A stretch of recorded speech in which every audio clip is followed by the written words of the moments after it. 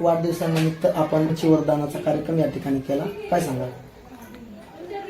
दरवर्षीप्रमाणे याही वर्षी आम्ही आणि माझ्या जे काही जीवाभावाचे मित्रमंडळी आहेत यांच्या वतीनं माझा वाढदिवस विविध सामाजिक उपक्रम घेऊन साजरा करण्यात येतो आणि त्यातीलच एक महत्त्वाचा भाग म्हणजे भंतेजी यांना वरदान, अन्नदान आणि भोजन दान करत असतो.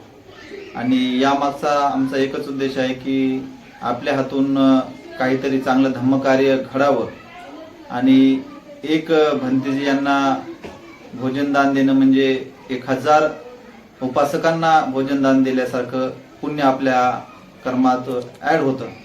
आणि त्या अनुषंगाने यावेळेस आम्ही साधारणतः 40 ते 50 भंतेजी यांना चिवरदान, भोजनदान व धम्मदान दिलेलं आहे.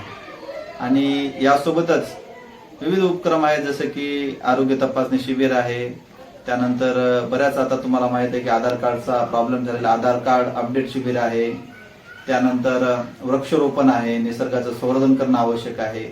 असे विविध उपक्रम घेऊन मी माझा वाढदिवस माझ्या सहकार्यासोबत साजरा करत असतो. तुम्ही 50 भंतेजींना या ठिकाणी भोजनदान दिलं. प्रत्येक उपासकानं या ठिकाणी प्रत्येकाच्या घरामध्ये परित्राण पाठ घेऊन भंतेजींना भोजनदान दिलं पाहिजे, काय सांगाल उपासकांसाठी?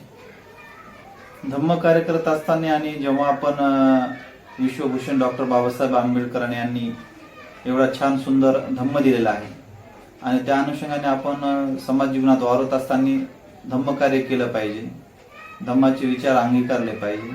भंते जे आहेत, उपासक आहेत, उपासिका आहेत, जे काही धम्माचे कार्य करतात त्याचा सन्मान केला पाहिजे.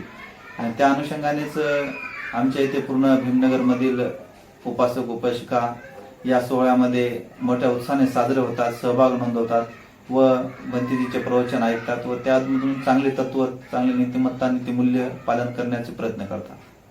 आजच्या कार्यक्रमामध्ये विशेष म्हणजे भारतीय बौद्ध महासभेचे सर्वच पदाधिकारी उपस्थित होते, काय सांगाल? दरवर्षी आम्ही भारतीय बौद्ध महासभा व भिक्खू संघाचा आमंत्रित करत असतो आणि त्या अनुषंगाने सर्वांशी चांगली चर्चा होती, विचारांची देवाणघेवाण होते आणि धम्माचं कार्य पुढे नेण्याचे एक आपणास नवीन ऊर्जा प्राप्त होते. उपासकांनी या ठिकाणी संदेश काय घेऊन गेले? उपासकांना सांगायची गोष्ट एवढीच आहे की आपण धम्माचं कार्य केलं पाहिजे, आपला धम्म आचरण चांगलं असलं पाहिजे आणि यातून इतर धर्मीयांनी, इतर समाजाने सुद्धा काही आदर्श घेतला पाहिजे, असं आपलं वर्तन असलं पाहिजे. तथागतांनी सांगितल्याप्रमाणे आपण चांगले कर्म केले पाहिजे. विश्वभूषण डॉक्टर बाबासाहेब आंबेडकर यांनी दाखवलेला जो मार्ग आहे त्यातून इतरांना सुद्धा चांगला आदर्श घेता येईल असं आपलं वर्तन असलं पाहिजे. आजचा वाढदिवस या ठिकाणी काय संदेश देईल?